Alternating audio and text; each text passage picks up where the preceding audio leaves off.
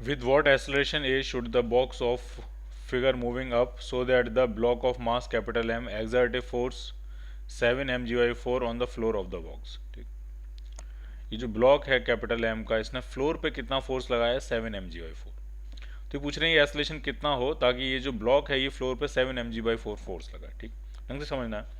अगर ये acceleration zero होता, एक्सेलरेट ही नहीं कर रहा होता, तो ये जो बॉक्स है, ये जो ब्लॉक है, उसने फ्लोर पे जो फोर्स लगाया होता वो mg के बराबर होता, अपने वेट के बराबर होता। वो नॉर्मल एक्शन लग रहा होता और नॉर्मल एक्शन उसके वेट को बैलेंस कर रहा होता, लेकिन अब उसने ज़्यादा लगाया है। तो जितना फोर्स इसने फ्लोर पे लगाया होगा उतना ही फोर्स फ्लोर ने इस पे लगाया होगा। तो हम कैपिटल एम की इक्वेशन बनाने की कोशिश कर रहे हैं।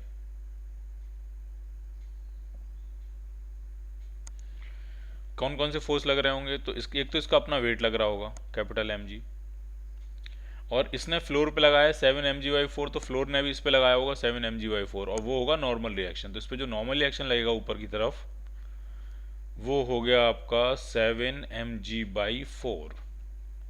ये दो फोर्सेज होंगे, और इन दोनों फोर्सेस का आउटकम ये है कि ये ऊपर एस्लेट कर रहा है ए एस्लेशन से।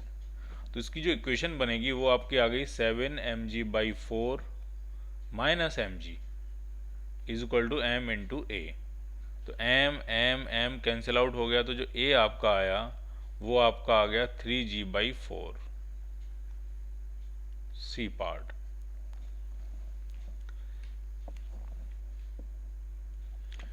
The elevator shown in a figure is descending with an acceleration of 2 metre पर सेकंड स्क्वायर। ये नीचे एक्सेलरेट कर रहा है कितने एक्सेलरेशन से, 2 मीटर पर सेकंड स्क्वायर से। The mass of the block, A का मास दिया आपको 0.5 kg, ए का मास दिया 0.5 kg। The force exerted by the block A on the block B, A और बी के बीच में कितना फोर्स लग रहा होगा वो आपसे पूछ रहे हैं। तो वो फोर्स नॉर्मल रिएक्शन ही होगा, वही आपसे पूछ रहे हैं। तो हम सिर्फ ए का फ्री बॉडी डायग्राम अगर हम बनाएं, क्योंकि ए का ही हमें मास पता है, तो ए का जो वेट है वो नीचे लग रहा होगा, कितना होगा ये वेट, तो वेट होगा आपका 0.5 kg इंटू 10, 5 न्यूटन का वेट नीचे लग रहा होगा। बाकी बी की सरफेस से इस पर क्या लगा होगा, नॉर्मल रिएक्शन एन, और ये नीचे की तरफ एस्लेट कर रहा है कितने एस्लेशन से, 2 मीटर पर सेकंड स्क्वायर से। तो इसकी इक्वेशन अगर हम लिखेंगे तो लिखेंगे 5 minus N is equal to mass into acceleration. Mass है 0.5, एस्लेशन है आपका 2। तो ये जो नॉर्मल रिएक्शन आपका आ गया, ये आपका 4 न्यूटन आ गया। 4 न्यूटन का नॉर्मल रिएक्शन लगेगा। ए ने बी पे लगाया, बी ने ए पे लगाया, कुछ भी कह सकते हो, इक्वल एंड अपोजिट ही होगा।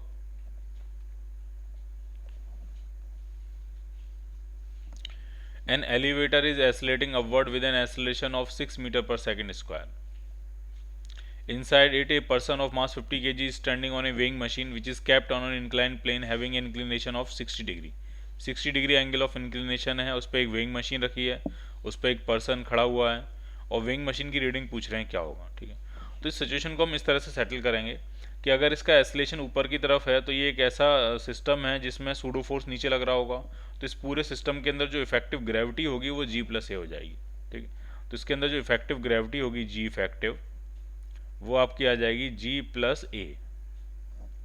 ठीक, अब हम फोर्सेस वगैरह बना लेते हैं इसमें और देखते हैं वेइंग मशीन क्या रीड कर रही होगी।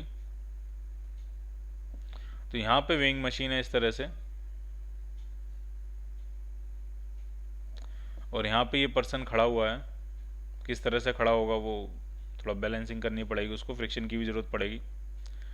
तो वेइंग मशीन हमेशा मेज़र करती है नॉर्मल रिएक्शन। तो यहाँ से नॉर्मल रिएक्शन कितना लग रहा होगा इस पर, ये जो नॉर्मल रिएक्शन लग रहा होगा ये कितना लग रहा होगा। तो नॉर्मल केसेस में नॉर्मल रिएक्शन जो होता है वो mg cos थीटा होता है।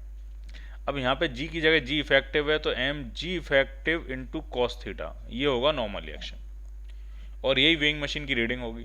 अगर रीडिंग न्यूटन में होती है तो mg इफेक्टिव कॉस थीटा कर देंगे, अगर kg में होती है तो 10 से बाद में डिवाइड कर देंगे। ठीक है, तो कितना आने वाला नॉर्मल रिएक्शन जरा सेटल करते हैं। m कितना है उस पर्सन का मास 50 kg, g इफेक्टिव आ रहा है आपका G+A यानी 16, और cos 60 हो जाएगा आपका हाफ। तो ये आपका आ गया 400 न्यूटन। तो न्यूटन में ये 400 न्यूटन होगा और केजी में ये 40 केजी होगा। तो जो वेइंग मशीन है वो कितना कितना मेजर करेगी, 40 केजी ए पार्ट।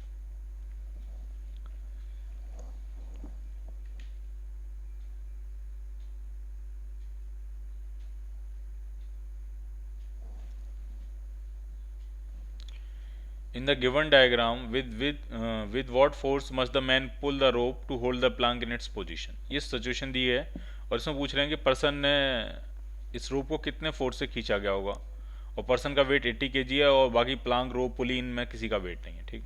तो मान लिया मैंने कि टी टेंशन से उसने इसको खींचा है, तो इस रस्सी में, इस पूरी एक ही रस्सी है तो इस पूरी रस्सी में टेंशन कितना रहेगा, टी। बाकी इस रस्सी में टेंशन कितना आ जाएगा, 2t। तो यहाँ पे टेंशन जो लग रहा होगा वो कितना होगा, 2t। तो इस वाली रस्सी में टेंशन कितना हो जाएगा यहाँ पे, 4t। तो अगर हम पूरे को एक सिस्टम मान के सोचें तो ये पूरा सिस्टम इसी रस्सी से कनेक्टेड है, तो यहाँ जो फोर्स लग रहा है वो कितना, 4t अपवर्ड फोर्स है, 4t, और ये बैलेंस कर रहा होगा नेट डाउनवर्ड फोर्स को। और पूरे सिस्टम में पुली, रोप, प्लांक, इनमें किसी में कोई वेट नहीं है, जो भी मास और वेट है वो पर्सन का है 80 kg, तो नेट डाउनवर्ड फोर्स हो गया 800 न्यूटन। तो ये जो टेंशन टी आपका आ जाएगा, ये आपका आ गया 200 न्यूटन। सिर्फ इतना फोर्स लगाना पड़ेगा और वो अपने वेट को बैलेंस कर लेगा, 200 न्यूटन ए पार्ट।